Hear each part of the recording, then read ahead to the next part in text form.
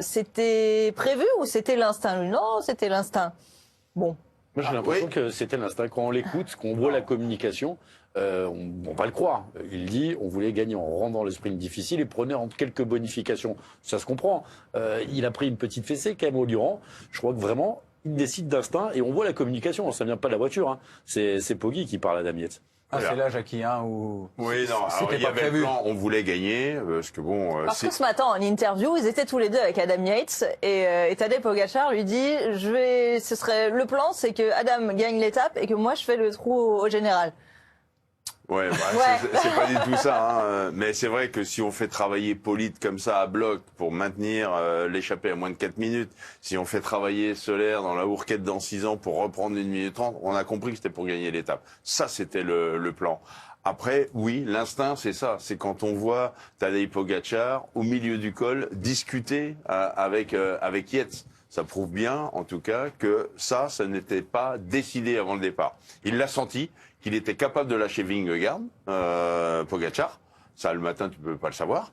Et il se dit, le mieux, c'est d'avoir un relais. Et Yates est parti. Et c'est là l'instinct. Mais sinon, la gagne de l'étape, c'était prévu peut-être pas de cette façon. À aucun moment, si Adam Yates était encore en forme, ils auraient pu aller un peu plus loin tous les deux et puis voir. Mais Yates, il doit gagner l'étape 10 fois. Parce que s'il s'arrête pas pour attendre Pogačar. S'il attend pas Tadej Pogačar. Le patron, c'est Tadej. Vous l'avez compris. C'est le plus gros salaire, c'est lui qui décide. La preuve, c'est pas la voiture qui a donné l'information, c'est Tadej. C'est ça. C'est là où c'est instinctif. C'est-à-dire que c'est pas la voiture qui a dit Adam, comment tu te sens? Je me sens bien. Tu vas y aller. C'est Pogačar qui a dit Cannes. Adam, tu sais quoi? Tu vas devant, je vais venir te rejoindre et on va leur péter du temps.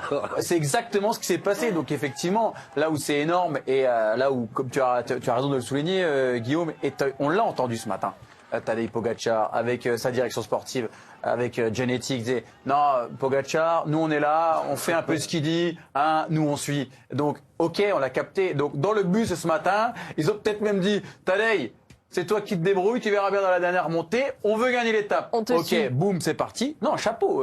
Et Adam Yates, oui, 10 fois il doit gagner l'étape. S'il n'y a pas Pogačar avec lui dans l'équipe. Même s'il a quand même couru un petit peu contre sa nature. La nature, ça aurait été d'attaquer la Hourquette dans 6 ans, de faire la descente. Mais là, on a vu que ça fonctionnait il est en mode comme ça. Tour de France, il veut le gagner.